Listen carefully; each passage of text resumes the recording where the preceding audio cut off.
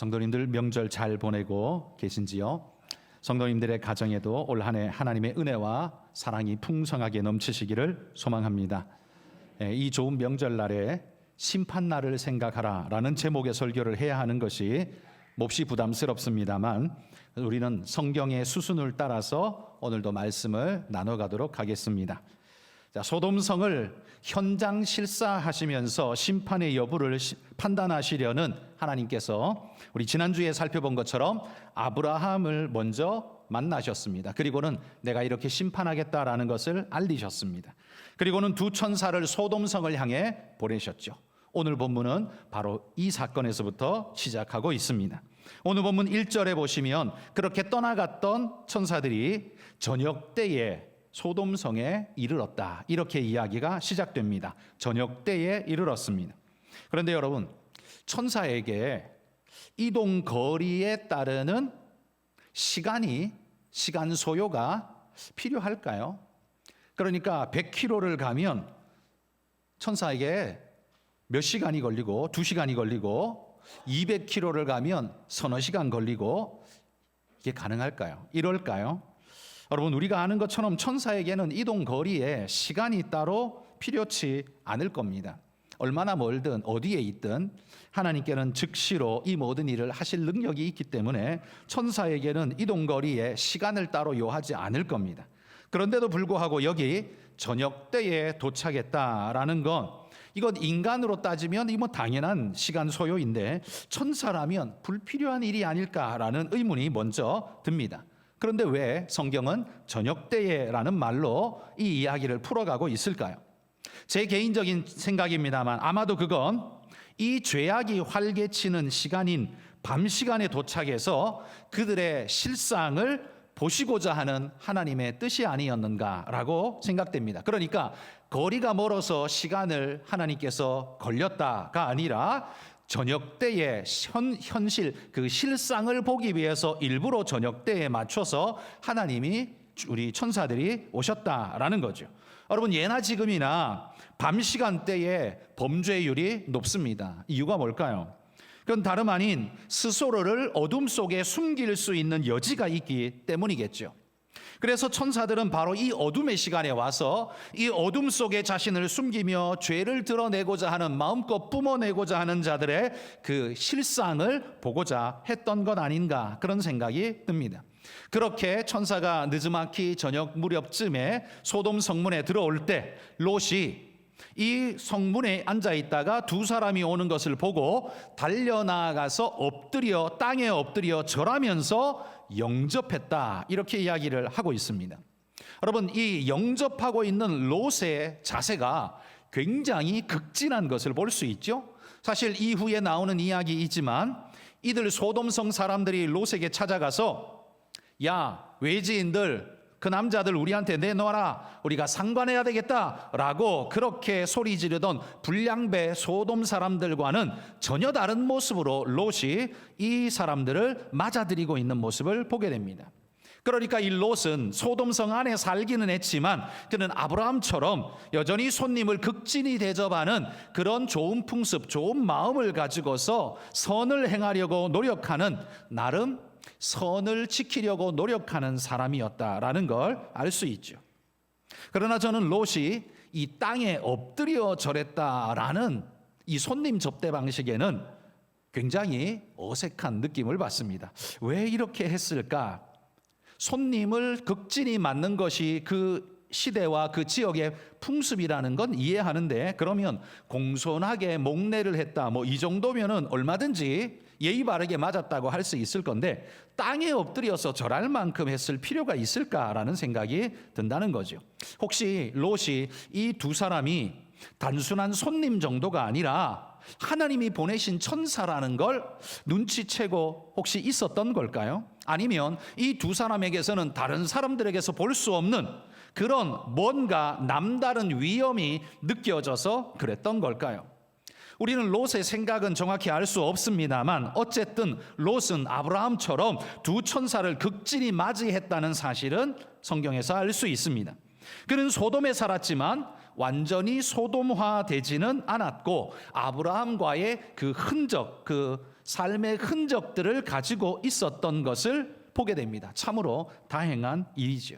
성도 여러분, 우리가 살고 있는 이 세상이 소돔성 같고 힘들고 어려운 죄악이 관영한 땅 같지만 그 땅에 살면서도 우리에게 하늘의 흔적이 나타나는 믿음의 일꾼으로서의 삶이 있기를 소원합니다.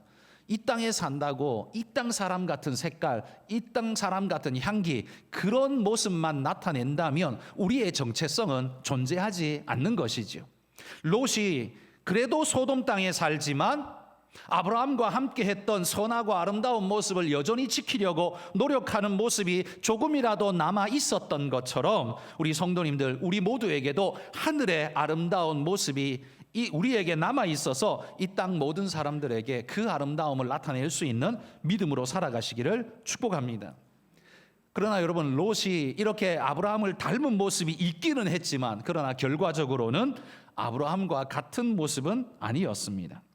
하나님은 아브라함을 찾아가셨을 때요, 아브라함에게 심판을 목적으로 찾아간 건 절대 아니었습니다. 오히려 그를 맞으며 그와 함께 환담을 나누며 오히려 이렇게 말했습니다. 내가 하려는 일을 아브라함에게 숨기겠느냐, 이런 말로 아브라함이 하나님께 얼마나 중요한 사람인가를 보여주셨습니다. 그리고는 당신이 소돔성에 행할 이 심판의 사역을 미리 알려주셨다는 거죠. 그러니까 하나님의 방문은 그곳에 심판하기 위해서 방문한 게 아니라 아브라함을 만나서 그에게 이 사실을 알려주려고 방문했습니다. 그러니까 방문 목적은 아브라함 때문이었다는 거죠. 그러나 여러분, 반대로 하나님이 소돔성을 방문한 목적은 뭡니까? 하나님이 소돔성을 방문한 목적은 롯이 거기 있으니까 찾아간 게 아닙니다. 소돔성을 심판하기 위해서 찾아가신 것입니다. 그러니까 아브라함을 만나러 간 것은 아브라함이 목적이지만 소돔성 롯을 찾아간 것은 롯이 목적이 아닙니다. 소돔성의 심판을 목적으로 하여 찾아갔고 거기에 롯이 그냥 있었을 뿐이라는 거죠. 그러니까 아브라함은 목적이었지만 롯은 목적이 아니었다라는 말입니다. 여러분, 마지막 심판날에 하나님이 이 땅 가운데 오실 때에 우리가 하나님의 목적으로 만나지 않는다면 우리는 다 심판을 뒤집어 쓸 자가 될 수밖에 없을 겁니다. 여러분, 마지막 때에 하나님이 오실 때는 목적이 딱 두 가지밖에 없습니다. 하나는 믿는 자를 구원하시는, 당신의 백성을 구원하시는 구원의 목적과 또 하나는 죄인 된 자에게 하나님의 공의를 선포하며 심판을 쏟는 심판이 바로 목적이라는 겁니다. 그러니까 구원으로 오시는 것 아니면 심판으로 오신다는 거예요. 여러분에게 오실 때, 우리에게 오실 때, 마지막 때에 나에게는 둘 중에 어떤 목적으로 찾아오셔야 할까요? 첫 번째 목적이 되어야 하지 않겠습니까? 바로 우리를 구원하기 위해서 오시는, 그러니까 우리가 목적이 되는 그런 존재로서 우리 하나님을 만날 수 있는 여러분, 그런 분들이 다 되시기를 소원합니다. 하나님이 심판하러 왔다가 너도 거기 있었냐? 할 수 없다. 너도 심판받아라. 여러분, 이런 상황이라면 이거 가장 비참하고도 고통스러운 일 아니겠습니까? 우리를 구원하시기 위해서 오는 마지막, 그때 우리도 기쁨으로 주님을 맞으며 하나님 앞에 설 수 있는 모두가 되기를 축복합니다. 여러분, 오늘 이 시대가요, 주님의 최후의 심판을 조롱하며 천국과 지옥, 그러면 조롱을 하는 말들을 쏟아내며 우습게 여깁니다. 교회 다니는 성도들 중에도요, 마지막 심판 그리고 천국과 지옥을 믿지 않는 그런 성도들도 꽤나 많이 생겨나고 있습니다.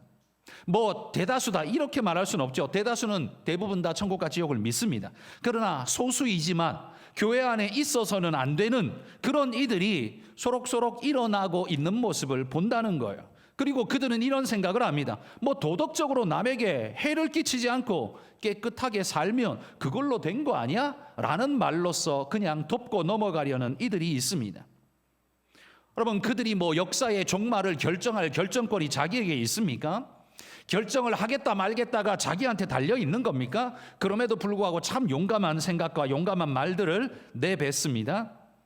여러분, 이 마지막 때 그리고 천국과 지옥에 대해서 우리가 생각할 때 수학의 경우의 수로 혹은 보험식으로 한번 생각을 한번 해보십시오. 파스칼이 이 경우의 수로 우리에게 도전을 했었는데요. 여러분, 마지막 때에 마지막에 심판이 있느냐 혹은 없느냐, 천국이 있느냐, 천국과 지옥이 있느냐 혹은 없느냐, 이 둘 중에 하나를 선택해야 한다면 우리가 무엇을 선택하는 것이 지혜로운 일인가? 파스칼은 그렇게 설명했습니다. 만약에 우리는 미래를 모르니까, 하나님은 아시지만 우리는 모르니까, 예를 들어서 심판이 있다라고 내가 믿고 산다면, 여러분 그 사람은 어떻게 살까요? 심판이 있다, 내 죄에 대한, 내 허물에 대한 책임을 지면서 하나님 앞에 꾸중 듣고, 또 혹은 하나님 앞에 선하게 바르게 그 뜻을 이루고 살면 하나님 앞에 칭찬받고 하나님 앞에 서게 될 거라는 것. 구원은 얻을지 몰라도, 천국에는 갈지 몰라도 하나님의 책망받지 않고 사랑받는 자로 서기를 원한다면 심판이 있고 천국이 있다는 걸 확실히 믿어야죠. 여러분 그렇게 믿는 자는 삶을 어떻게 살까요? 당연히 삶을 조심스럽게 살아갈 것입니다. 그리고 옳고 바름을 향해서 더 힘써 나아가게 될 겁니다. 그리고 그렇게 사는 우리의 모습을 옆에 사람들, 우리 직장 동료들이나 지인들이 우리를 보면서 아, 저 사람은 참 바른 생활 사나이야, 참 바르게 살아, 법이 없어도 살 사람이야, 이런 말을 하면서 칭찬한다면 많은 사람에게 우리는 인정받고 사랑받는 자가 될 것입니다. 뿐만 아니라 우리가 그렇게 산다면 우리의 자녀들이 우리를 보면서 뭐라고 말할까요? 우리에 대한 신뢰를 여전히 견고히 가지면서 부모의 말을 무게감 있게 들어줄 수 있는 그런 바른 삶의 태도가 내게 있다면 자녀들도 우리의 모습을 보며 바르게 따라오지 않겠습니까? 그러면 결국 여러분, 우리는 삶을 건강하게 아름답고 잘 살았어요. 그런데 만약에 이런 일은 절대로 없지만 그냥 있다라고 쳐서, 만약에 내가 마지막 죽었는데 보니까 천국과 지옥이 없네, 심판이라는 거 그런 거 없네. 여러분 만약에 그런 일을 만난다면, 그럴 리 없지만 그래도 그런 일을 만난다면, 심판이 있다고 생각하고 조심스럽게 살았는데, 애써 살았는데, 힘써 살았는데 가보니까 심판이 없네. 여러분 그러면 이 사람은 손해 많이 봤습니까? 아니요, 손해 안 봤습니다. 왜? 삶을 깨끗이 살았고요, 그리고 사람들에게 인정받고 살았고요, 오히려 자녀들에게 인정받는 부모로서 살았습니다. 위험한 그 순간순간, 유혹의 순간들을 믿음으로 이겨내면서 바른 삶을 살아서 많은 사람들에게, 그리고 이 사회에 공헌을 하면서 아름답게 살았습니다. 만약에 천국과 지옥이 없어도 이런 사람은 사람들이 칭찬하는 잘 산 인생이라고 말해 줄 것입니다. 손해본 게 없다는 말이에요. 근데 반대로 심판이란 거 그런 거 없어, 천국과 지옥 그런 거 어떤 건 없어 라고 생각하면서 함부로 살았다면 어땠을까요? 여러분 심판이란 거 그런 거 없고 천국과 지옥 그딴 건 없어 라고 생각한다면 그런 사람은 자신의 행동에 브레이크가 사라진 사람일 겁니다. 왜? 뭐 책임 안 져도 되고, 내 감방만 가지 않으면, 감옥에만 가지 않고 몰래 피해만 다니면 내 무슨 짓을 한들 무슨 상관이야, 이렇게 산다면 그 사람은요, 때에 따라서, 기분에 따라서 내 기분이 좋을 때는 잘해주지만 못할 때에는, 나쁠 때에는 갖은 악을 교묘하게 저지르는, 그래서 죄의 차선을 마구잡이로 넘나드는 그런 인생을 살게 될 겁니다. 그 사람은 원하든 원치 않든 다른 사람에게 해를 끼치며 내 편의 중심적으로 살아가게 될 겁니다. 어쩔 수 없습니다. 부딪히는 그 순간마다 자기 중심으로 살았으니 해를 끼치며 살 수밖에 없을 겁니다. 그리고 그런 모습을 내 지인들이 옆에서 지켜보면서 저런 기회주의적인 사람이라고 하면서 혀를 차면서 우리를 신뢰하지 않고 그냥 멀리 한다면, 뭐 네가 멀리 하든가 말든가 라고 말할 수 있을지 몰라도 나는 그 사람들의 마음속에서 멀어진 존재, 인정받지 못하는 존재로 살아갈 겁니다. 그리고 그런 모습을 내 자식들이 보면서 저 뭐 부모라고 말하면서 뭐 앞에서 하는 말 뒤에서 하는 행동이 다 다르네, 그러면 부모의 존중감이 사라지고 뭘 보고 살겠느냐, 따라가겠느냐, 모델이 사라지면서 자식들은 지 마음대로 사는 그런 존재가 되어버리고 말 것입니다. 어찌됐든 뭐 감옥에는 가지 않고 그냥 살다가, 잘 먹고 잘 살다가 죽었다고 쳐봅시다. 그런데 죽고 난 다음에 보니까 하나님의 심판석 앞에 내가 딱 세워져 있네. 여러분 그때 받는 그 사람의 충격은 얼마나 클까요? 그냥 정신적 충격만 있으면 다행인데 그게 아니라 진짜 뭐가 있어요? 진짜 지옥이 있잖아요. 그래서 진짜 지옥에 내던져지게 될 때, 그때 그는 얼마나 후회 막급할까요? 그때 뭐 후회한다고 될 일도 아니고 회개한다고 받아질 일도 아니고, 여러분 보십시오. 심판이 있다고 생각하고 살면 심판이 당연히 있겠지만 없을지라도 손해볼 거 없다는 말이에요. 그러나 심판이 없다고 생각하고 살면 우리 인생의 브레이크가 없어지기 때문에 함부로 살고 막 살고 그냥 막 달리는 인생이 되면 여러분 인생 자체가 욕먹는 인생, 패기치는 인생, 민폐의 인생이 될 겁니다. 그런데 그뿐만 아니라 죽어서도 어떻게 해요? 지옥 가는 인생이 돼버리면 이거는 뭐 돌이킬 수 없는 끔찍한 일이 벌어지게 되는 거죠. 여러분 하나님이야 미래를 아시지만 우리는 미래를 몰라요. 미래를 모르니까 그냥 자기 생각대로 그냥 내뱉어요. 무조건 누가 아무도 책임 못 지니까 그냥 내뱉어요. 근데 여러분 심판이 있다고 생각하는 것과 없다고 생각하는 것 둘 중에 어떤 자세로 사는 게 여러분 삶의 유익이냐를 보십시오. 파스칼은 그렇게 증명을 했다는 거죠. 하나님이 있다, 심판이 있다, 천국이 있다고 믿고 사는 게 훨씬 당신들의 삶의 유익입니다. 그렇게 살다가 마지막 날 죽어서 하나님 앞에 심판석에 가보니까 진짜 천국이 있네? 그러면 뭐예요? 아무 손해볼 거 없고 천국 가면 되는 거예요. 이 얼마나 행복한 일입니까? 좋은 일입니까? 그러니 없다고 생각하고 헛짓하지 말고 하나님이 말씀하신 그대로를 믿고 믿음으로 살라는 겁니다. 우리 주님이 이렇게 강조합니다. 마태복음 24장 44절입니다. 읽어봅시다. 이러므로 너희도 준비하고 있으라. 생각하지 않은 때에 인자가 오리라. 여기 예수님의 강조가 뭡니까? 너희도 준비하고 있으라는 거예요. 왜냐하면 생각지 않은 때에 인자, 신약에서 말하는 인자는 예수님입니다. 주님이 다시 올 거라는 말이에요. 이걸 누가 말하고 있어요? 예수님이 말하고 있습니다. 하나님이 말씀하고 있습니다. 주님이 오신다는데 누가 안 온다고 말해요? 하나님이 오시겠다고 말하는데 누가 없다고 말해요? 안 온다고 말해요. 말도 안 되는 소리죠. 여러분 주님이 분명히 준비하라고 말씀하셨습니다. 그러니 우리는 준비하는 게 마땅하고도 지혜로운 겁니다. 또 한 구절 마태복음 25장 11절에서 13절입니다. 읽어봅시다. 그 후에 남은 처녀들이 와서 이르되 주여 주여 우리에게 열어주소서. 대답하여 이르되 진실로 너희에게 이르노니 내가 너희를 알지 못하노라 하였느니라. 그런즉 깨어 있으라. 너희는 그 날과 그때를 알지 못하느니라. 뭐 심판은 없다, 천국과 지옥은 없다라고 생각하고 함부로 막 살았던 사람이 진짜 마지막에 주님이 오시는 걸 눈으로 보고는 어떻게 해요? 주님 우리도 좀 끼워주십시오 라고 말하니까 하나님이 뭐라 그래요? 내가 너희를 알지 못하노라 라고 말씀할 거라는 말이에요. 이거 열처녀의 비유의 이야기지 않습니까? 그때 호들갑 떨면서 해봐야 그때에는 구원받을 길이 전혀 없다는 거예요. 그러므로 깨어 있으래요. 그 날과 그때는 분명히 있는데 언제인지는 너희가 모른다는 거예요. 그러니까 우리는 깨어서 준비하고 있어야 한다는 말입니다. 여러분 우리는 우리 주인님의 이 말씀을 믿는 자들입니다. 그래서 우리는 여기 있는 줄 믿습니다.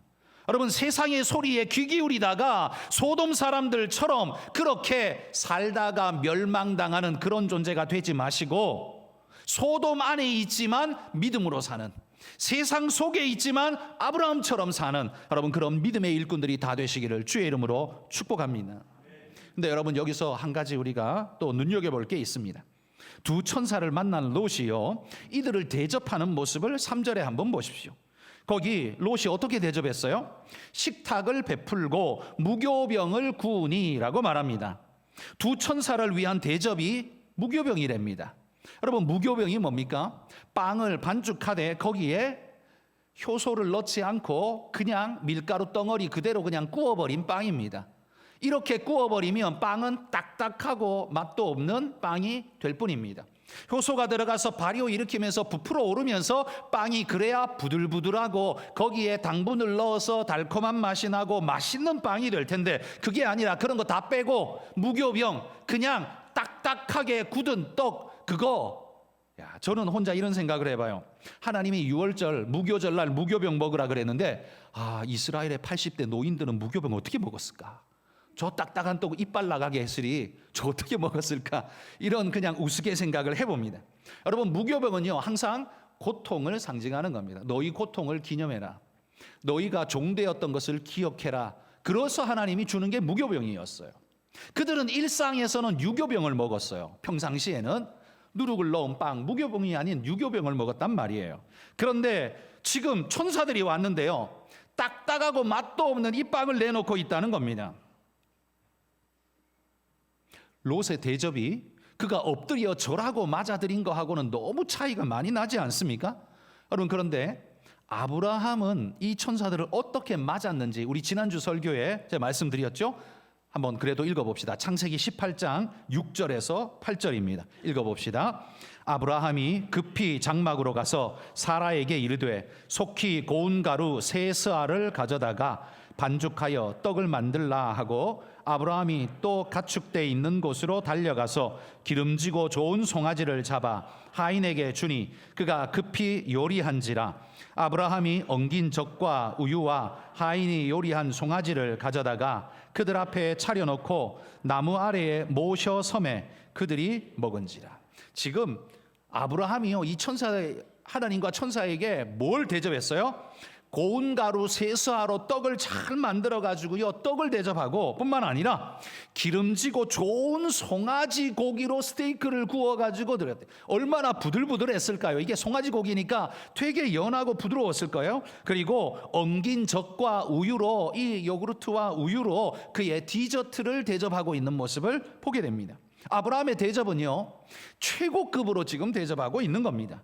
그런데 여기 고운 가루 세 스아로 떡을 만들었다는데, 이 세 스아라는 이 단위가 이게 부피 단위인데요, 구약에 보면 세아라고도 나오고 스아라고도 말하는데, 이 한 스아가 얼마 정도 되냐면 7kg 정도 된다는 겁니다. 7kg. 그러면 세 스아면 몇 킬로예요?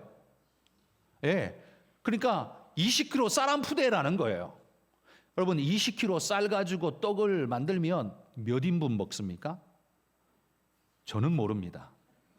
근데 어쨌든 3명이 20kg로 떡 만들어서 그거 다 먹으라 그러면 아마 배 터져 죽을 겁니다. 그렇죠? 못 먹죠. 3명이 절대 못 먹죠. 그러니까 3명 대접한다고요, 20kg 쌀로 떡 만들고 그 다음에 송아지를 잡아서 고기를 대접하고 거기 엉긴 젖과 우유로 요구르트와 우유를 대접하며 디저트를 대접하고 차려 놓은 것만 보면 이거 완전 왕의 식탁이에요. 왕의 식탁. 엄청나게 차려 놓은 거예요. 여러분, 비교로 한번 생각해 보면 다윗이 나발의 양무리를 지켜줬다가 양털 깎는 날에 다윗이 이 나발에게 사람 보내가지고 우리가 너희 지켜주고 선을 베풀었는데 너희도 이 잔칫날에 우리에게 선을 좀 베풀어 주시기를 청했습니다. 그러니까 먹을 거 좀 달라는 소리죠. 그랬는데 이 나발이 뭐라 그랬어요? 막 욕을 하고 좀 쫓아내버렸어요. 그러니까 다윗이 그 이야기를 듣고 분노해가지고 자신을 따르는 400명 군사들에게 칼을 차라. 그리고 오늘 이 밤에 저기 나발의 집에 남자라고 남아있는 숨쉬는 자가 하나라도 있으면 하나님이 나한테 벌 위에 벌을 내릴 거다. 그러니까 무슨 말이에요? 다 죽여버리겠다는 소리죠. 칼을 차고 공격해 갔습니다. 근데 이 소식을 나발의 아내 아비가일이 듣습니다. 그리고는 저 멍청한 남편, 저 어디도 써먹을지도 못할 저 묵직한 남편 저거 때문에 지금 죽게 생겼다고 어떻게 해요? 막 음식을 만들기 시작합니다. 그래서 음식을 만드는데요, 고기도 잡고 뭐 포도주도 가져가고 건포도도 가져가고 그리고 떡도 가져가는데 5스아의 곡식을 가져갔다고 이야기했습니다. 여러분, 다윗의 군사가 몇 명이라고요? 400명. 그 400명 먹으려고 몇 스아를 가져갔어요? 5스아. 고기도 있고 딴 것도 있지만 어쨌든 5스아. 그런데 지금 아브라함은 3사람 먹이려고 몇 스아? 3스아를 가져간다는 거예요. 어마어마한 거죠. 그러니까 어마어마한 대접을 지금 하고 있는 거예요, 아브라함은. 그런데 그런 아브라함에 비해서 롯은 엎드려 절하면서까지 모셔드렸으면서 기껏 대접한다는 게 무교병이에요. 맛도 없고 딱딱한 이 떡. 이게 뭐예요? 이딴 식으로 대접할 것 같으면 왜 데리고 왔대? 도대체 이건 이유가 뭘까요? 놀리는 걸까요?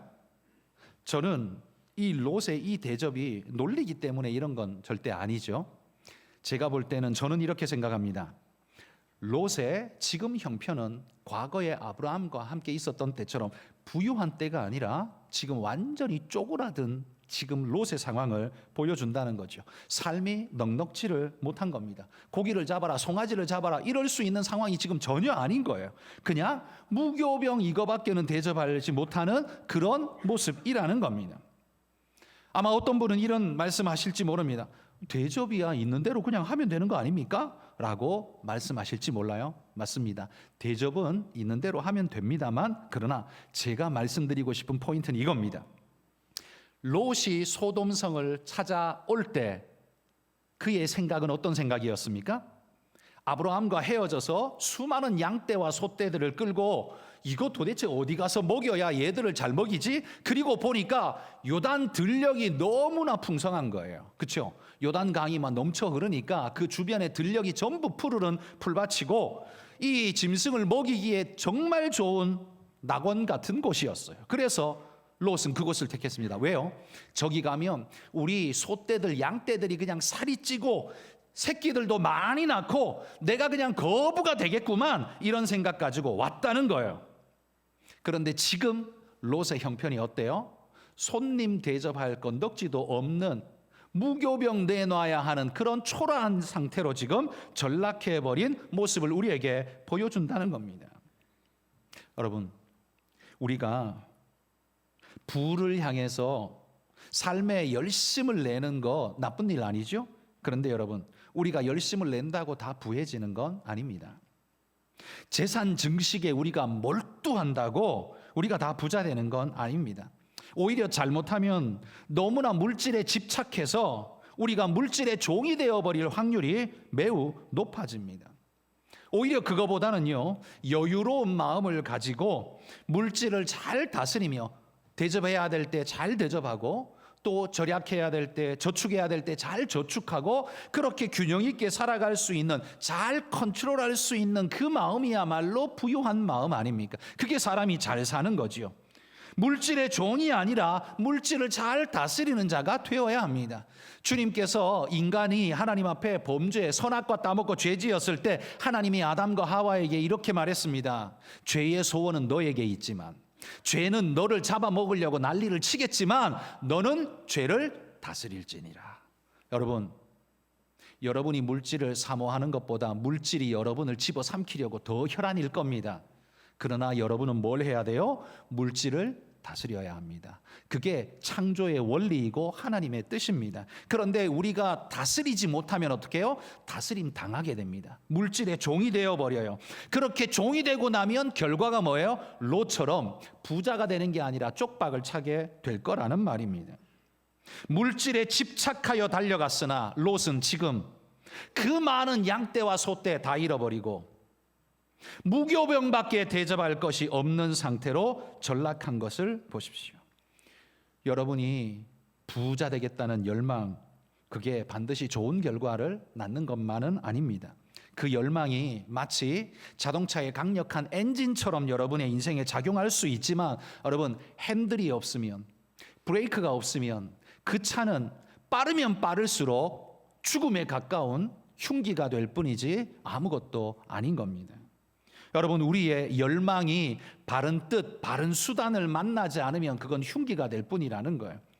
롯이 지금 그렇게 쫄딱 망해버린 것을 기억하십시오. 요단 들녘 좋은 최고의 조건을 택하여 갔지만 롯은 오히려 가난해졌고, 그 좋은 조건을 양보하고 척박한 곳으로 나아간 아브라함은 오히려 더 큰 거부가 되었다는 사실을 유념하십시오. 이게 뭘 말해줍니까? 우리가 돈에 집착한다고 돈 버는 게 아니에요. 오히려 하나님의 은혜가 임해야 우리 삶이 풍성해진다는 겁니다. 여러분, 돈에 매달리기보다 하나님의 은혜를 먼저 받으려고 애쓰는 분들이 되시기를 주의 이름으로 축복합니다. 그런데 이렇게 외지인들이 롯의 집에 찾아왔다는 소식이요, 그 소돔 동네에 삽시간에 퍼져버립니다. 그리고 그 밤에 이들 불량배들이 막 몰려 들어와서 난리를 치기 시작합니다. 여러분, 남의 집에 손님 온 게 뭐 그렇게 소식이 빨리 퍼져나갈 이야기입니까? 요즘에야 단체 카톡방에다가 야 누구 집에 누가 왔대 하고 막 퍼뜨리면 한 번에 어떻게 다 알 수 있지만, 옛날에는 그게 가능합니까? 입으로만 전해야 되는데 어떻게 이렇게 한꺼번에 몰려오는 이런 일이 있을 수 있을까요? 그러니까 이건요, 누군가 오기를 눈 빠지게 기다렸다는 소리겠죠.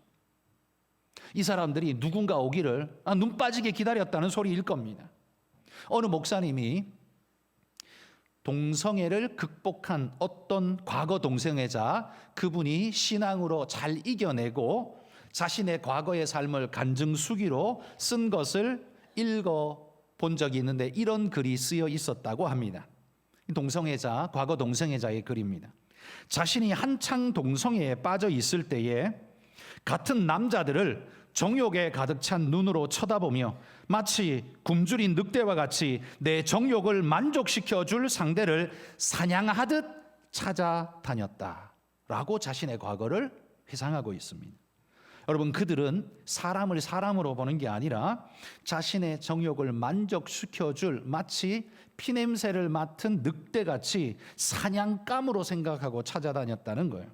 이때 이 사람의 정욕이 그 사람의 이성과 감성을 모두 지배해버리고 굶주린 늑대가 피냄새를 찾아가듯 결국 그렇게 눈을 뒤집고 다니는 모습, 이게 죄에 사로잡힌 자의 모습이고 이게 바로 소돔성 사람들의 모습이었다는 거예요. 여러분, 그들이 그렇게 기대하고 소망하고 찾지 않았다면 어떻게 이 밤에 이렇게 빨리 모여들었을까요? 하루 지나고 이틀 지나고 왔다면 그나마라도 이해하겠는데 그게 아니라 천사들이 저녁에 왔는데 그 밤에 곧장 들이닥치는 이 일은 삽시간에 퍼졌고 빨리 행동했다는 소리죠. 어떻게 도대체 이렇게 빨리? 그러니까 지금 이들은 눈이 시뻘게 가지고 사냥감을 두리두리 찾고 있었다는 소리인 거죠. 그리고 이들은 롯의 집에 와서는 큰 소리치며 이 외지인들을 내놓으라고 소리칩니다. 그러면서 이렇게 말합니다. 우리가 그들과 상관하리라, 이렇게 말합니다. 여기 상관하다라는 단어는 성경이라서 아주 포장을 잘해서 완곡하게 잘 표현된 말이지만 의미상으로는 내가 성관계하리라, 이 말입니다. 그러니까 동성강간을 하겠다는 소리인 거죠. 이게 얼마나 보편화 그 시대에 되었는지 4절에 보시면 소돔 백성들이 노소를 막론하고 원근에서 모였대요. 여기 노소와 원근을 주목해 보십시오. 가까운 데 있는 사람만 온 게 아니에요. 저 멀리서도 일부러 찾아왔어요. 왜? 눈이 뒤집혀 있으니까요. 그리고 젊은 사람만 온 게 아니에요. 늙은 사람도 왔대요. 이 무슨 해괴망측한 일입니까? 그러니까 이게 그냥 주체하지 못하는 인생들의 죄된 모습을 보여주는 겁니다. 이게 늙은이고 젊은이고 멀리 살고 가까이 살고 이게 다 필요 없는 거예요. 초월적인 이 정욕에 사로잡혀서 집어삼킴 당해버린 존재의 모습들인 겁니다. 소돔의 성적 타락이 얼마나 보편화되었는지를 바로 이 구절 하나가 우리에게 보여줍니다. 여러분, 이렇게 보편화가 되고 나면요, 이 사람들은 죄의식이 사라집니다. 이게 죄라는 사실 자체를 잊어버립니다. 그래서 하나님께서 불로 심판하실 때 그들은 아마 이렇게 외쳤을지 모릅니다. 우리가 뭘 잘못했다고 우리를 심판하자고? 아니, 주변의 사람들이 다 그렇게 사는데 왜 우리만 그렇게 하냐고 아마 그들은 그렇게 말했을지 모릅니다. 도덕관이 사라지고요, 죄성 불감증에 사로잡혀버리고 나면, 옳고 그름의 판단력이 완전히 사라지고 나면 자신이 뭔 짓을 하는지도 모르는 존재가 돼버리고 만나는 겁니다. 지금 사탄이 오늘 이 시대에 우리를 그렇게 만들고 있지 않습니까? 여러분, 지금 이 시대에 보십시오. 영화를 보면 그 성적인 게 안 나오는 때가 없습니다. 그리고 거기 폭력과 난무한 마약의 살인의 이야기는 그런 거 없으면 재미없어서 시시해서 사람들이 영화를 아예 보지를 않습니다. 그러니까 자극적인 그런 걸 계속해서 방영하다 보니까 지금 계속 우리는 교육받고 있는 거예요. 소돔을 계속 교육받고 있는 거예요. 그런데다가 이제 동성애 이야기하면 차별이니 뭐니 말하면서 죄를 조장하고 강조하는 이야기들을 이제는 거침없이 그게 의로운 양 큰 소리를 빵빵 칩니다. 우리는 사람을 미워해서는 안 되지만 죄악을 조장해서는 더더욱 안 되는 일입니다. 동성애하는 그 사람들을 우리가 품고 그들을 끌어들이고 믿음으로 회복시키려고 노력해야 하는 숙제가 우리에게 있는 건 당연하지만 그 죄악을 조장해가지고 더 죄 짓도록 만드는 일은 절대로 우리가 해서는 안 되는 일이란 말이에요. 그게 퍼져나가니까 지금 어떻게 해요? 마약 청정국이라던 우리나라는 지금 마약국이 되고 이 성적인 것이 이 뚝을 넘어선 지 오래이고 뚝이 폭파되어 가지고 그냥 시대 전체를 집어삼키고 있습니다. 당연한 시대가 돼버렸습니다. 이 죄악이 당연하게 되고 나면 그 다음에 오는 건 뭐예요? 그 다음에 오는 건 심판밖에 없습니다. 그 다음에 남은 건 심판밖에 없다는 거예요. 이 롯이 이렇게 찾아온 늑대 같은 존재들에게 이렇게 간청합니다. 내게 남자를 가까이 하지 아니한 두 딸이 있노라. 청하건대 내가 그들을 너희에게 이끌어 내리니 너희 눈에 좋을 대로 그들에게 행하라. 이렇게 말합니다. 야, 이게 아버지가 딸 둔 아버지가 할 소리가 아니지 않습니까, 이게? 그런데 이게 어떻게 그 입에서 이렇게 자연스럽게 나올 수 있을까요? 이게 그 시대의 문화였다는 거죠. 남존여비가 강할 뿐만 아니라 그게 마치 성적 놀이개처럼 쓰여도 아무렇지 않은 듯이 인정받는 그런 시대였다라는 말이죠. 그리고 롯은 그걸 자연스럽게 그냥 받아들이고 있는 모습을 우리에게 보여줍니다. 이게 그 시대의 문화이다 보니 롯도 너무나 쉽게 그 문화 속에 물들어버린 모습을 여과 없이 보여준다는 거예요. 죄와 타협하는 것이 너무나 자연스럽습니다. 롯은 이런 식으로 지금까지 살아왔다는 것을 지금 증명하고 있습니다. 물론 그는 소돔에 들어온 외지인이니까 소수이고 약자이니 살아남는 게 얼마나 힘들었겠습니까? 그런 면에서 어쩔 수 없었다라고 말할 수도 있을 겁니다. 그러나 소수이고 약자라고 해서 죄로 살아가는 것이 정당화되지는 않습니다. 이게 옳은 삶입니까? 세상과 협상을 잘하고 타협을 잘하면 신앙적 결론을 맺습니까? 여러분, 타협이란 건 언제나 가운데쯤에 위치합니다. 그러다 보니까 우리의 신앙과 세상의 죄악의 요구가 이 선하고 아름다운 도덕적인 요구라면 우리는 문제될 게 없죠. 그거는 얼마든지 함께 할 수 있습니다. 그거 말고 죄의 요구가 신앙 사이에 타협을 보면 위치에 어디쯤에 결론을 맺습니까? 가운데에서 결론을 맺을 겁니다. 그게 타협이죠. 그런데 이게 한 번만이라면 허용치 안에 위치할 수도 있을 겁니다. 그런데 처음에는 허용치 안에 있었는데 그 다음 두 번째 요구, 이거 하고 타협하려니까 여기서 한 발 더 나가야 돼.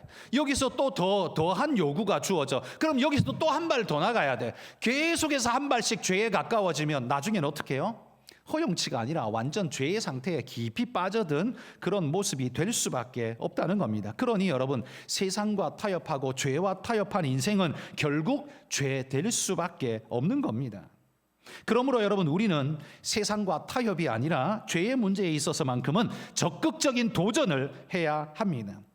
작은 일, 그리고 도덕적이고 사회 풍조에 말씀에 문제없는 일들이 나면 우리는 얼마든지 할 수 있고 해야 됩니다. 우리가 손에 좀 보더라도 은혜를 베풀고 밥 한 끼를 대접하고 나누는 일, 그런 일은 얼마든지 할 수 있습니다. 그러나 이 죄에 대해서만큼은 적극적인 도전이 필요합니다. 다니엘이 그렇게 살지 않았습니까? 육식을 거부하고 채식으로 자신을 지키고자 했습니다. 그건 다니엘의 식이요법이 아닙니다. 다니엘의 영적 생명력을 위한 도전이었습니다. 내가 이렇게 하지 않으면 내 영혼이 죽을 것 같다는 불안감 속에서 하나님의 말씀을 지키기 위한 목숨을 건 도전이었습니다. 바벨론 사람들의 입장에서 봤을 때는 굉장히 건방지고, 포로민 주제에 감히 네가 요구를 해? 그래서요, 채찍을 맞고 죽임을 당할지도 모릅니다. 그러나 다니엘은 당당했습니다. 때리면 맞겠습니다. 이게 다니엘의 마음이었다는 거죠. 여러분, 안 맞는 게 선이 아닙니다. 때로는 맞는 게 선일 수 있습니다. 다니엘은 그 믿음을 건강하게 지키기 위해서 때리면 맞겠고 죽이면 죽겠습니다. 그걸 당당하게 믿음으로 내뱉고 있습니다. 여러분, 이게 믿음의 도전 아닐까요? 여러분, 우리는 이런 믿음의 도전을 세상 앞에 내놓은 적 있으십니까? 해본 적 있으십니까? 아니면 우리는 세상 앞에 알아서 기었기 때문에 도전을 받아본 적 혹시 없으십니까? 나는 미리 꼬리 내리고 알아서 기었기 때문에 도전해볼 필요도 없었고 그냥 비위 잘 맞춰줬습니까? 여러분, 그렇게 했더니만 나타나는 결과가 뭐예요? 지금 롯입니다. 롯이 그 소돔의 불량배들에게 제안을 했습니다. 내 두 딸을 내어줄 테니.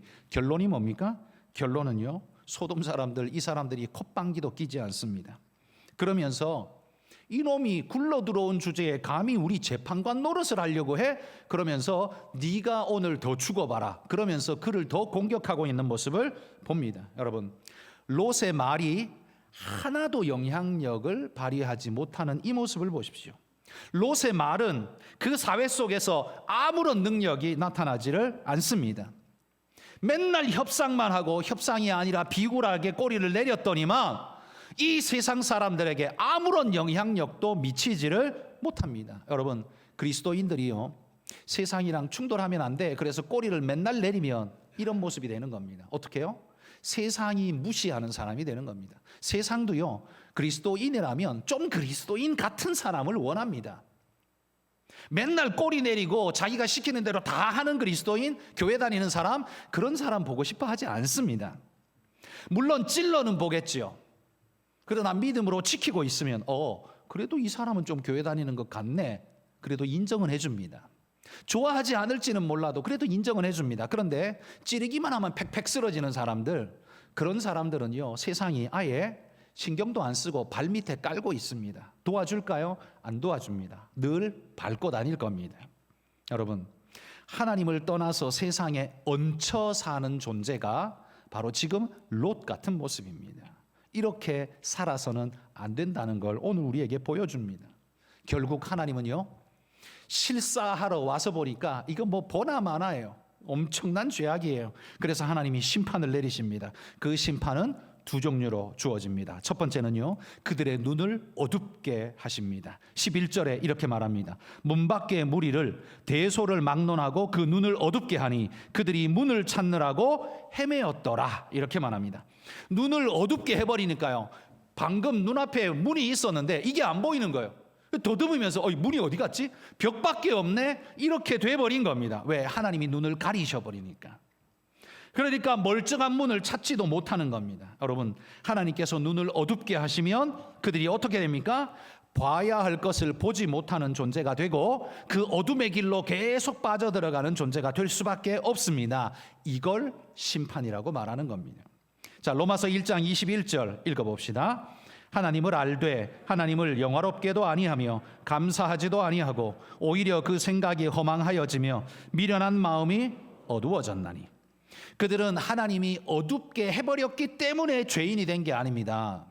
소돔 사람들은 하나님이 눈을 가렸기 때문에 죄인이 된 게 아니에요. 죄인이기 때문에 하나님을 멀리했고 하나님을 포기하고 던져버렸고 그것이 스스로의 눈을 가리는 결과로 주어지게 되는 겁니다. 그러니까 어떻게 해요? 하나님이 보이지 않고 어둠 속에 있으니까 계속 죄에 죄를 더하는 자가 되고 마는 거죠.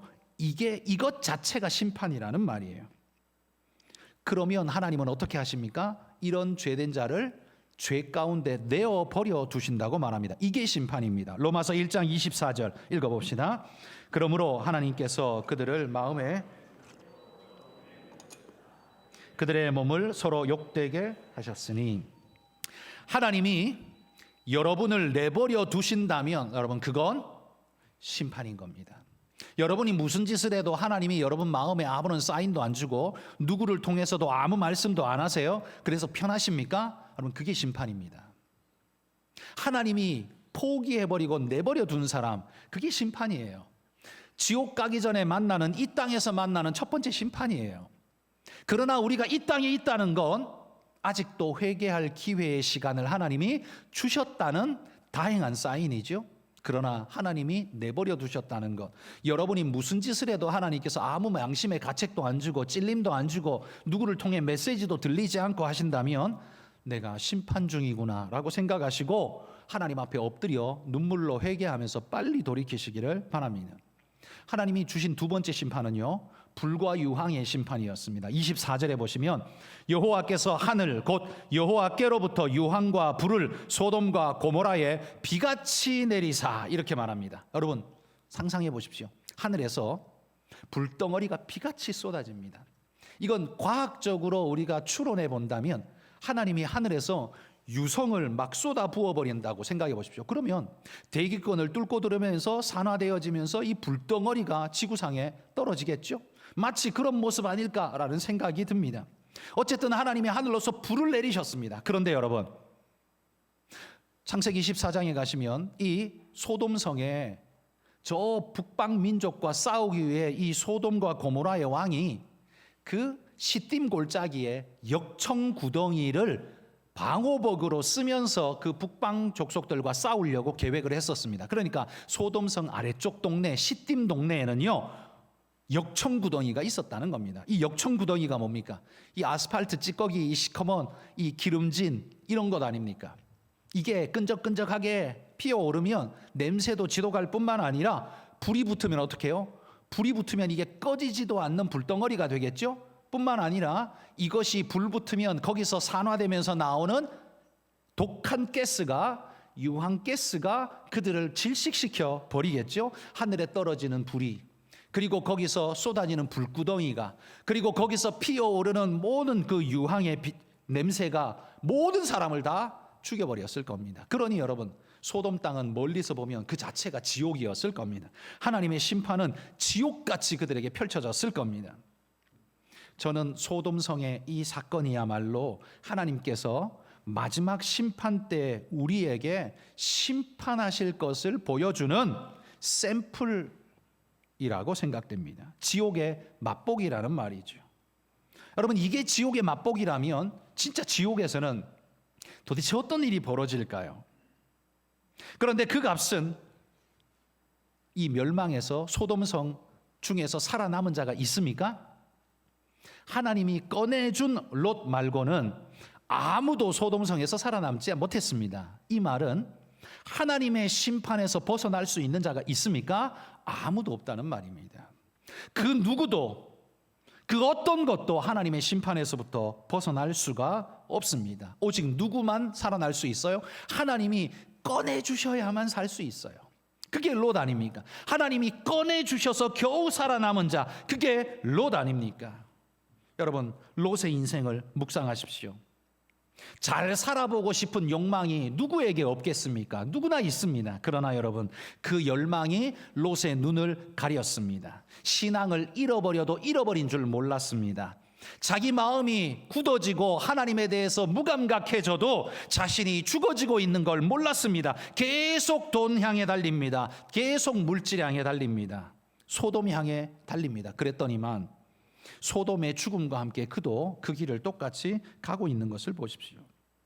여러분, 인생에 진짜 필요한 구원은 돈의 구원이 아닙니다. 돈이 여러분을 구원하는 게 아닙니다. 여러분, 돈 많이 벌면 장담컨대 하이에나들이 여러분 옆에 득실거릴 겁니다. 그거 뜯어먹으려고. 누군가가 유명 인사가 되면, 연예인이 벼락부자가 되고 붙으면 항상 그 사람들을 뜯어먹으려고 들러붙는 자들이 늘 많이 있더라고요. 여러분, 돈이 우리를 구원하지 않습니다. 생명의 구원을 받으시면 돈도 여러분이 넉넉히 컨트롤하실 수 있는 복된 삶을 살아가게 될 것입니다. 돈이 많다고 우리가 행복한 게 절대 아니라는 말이죠. 시간이 많이 갔지만 마지막 심판의 에필로그와 같이 마지막 사건입니다. 26절에 보시면 롯의 아내는 뒤를 돌아보았으므로 소금 기둥이 되었더라, 이렇게 말합니다. 여러분, 롯의 아내는 구원 받았습니까? 못 받았습니까? 못 받았습니다. 그렇죠? 근데 구원의 기회가 있었습니까? 없었습니까? 있었습니다. 천사가 와서 그를 꺼내주려고 애를 썼습니다. 그런데 스스로가 그 기회를 차버리고 소금 기둥이 되고 멸망의 길로 가버렸습니다. 구원의 기회는 있었지만 구원을 얻지 못한 존재가 되어버렸습니다. 여러분, 제가 볼 때 소돔성 멸망당한 사람 중에 가장 불쌍한 사람, 가장 안타까운 사람은 롯의 아내라고 생각합니다. 나머지는 그냥 심판에 그냥 죽을 수밖에 없었지만 롯의 아내는 그나마라도 살 수 있었잖아요. 기회가 있었잖아요. 그런데 그 기회를 스스로 차버렸습니다. 그래서 우리 주님이 오늘 여러분들에게 이렇게 말씀하십니다. 누가복음 9장 62절 읽어봅시다. 예수께서 이르시되 손에 쟁기를 잡고 뒤를 돌아보는 자는 하나님의 나라에 합당하지 아니하니라 하시니라.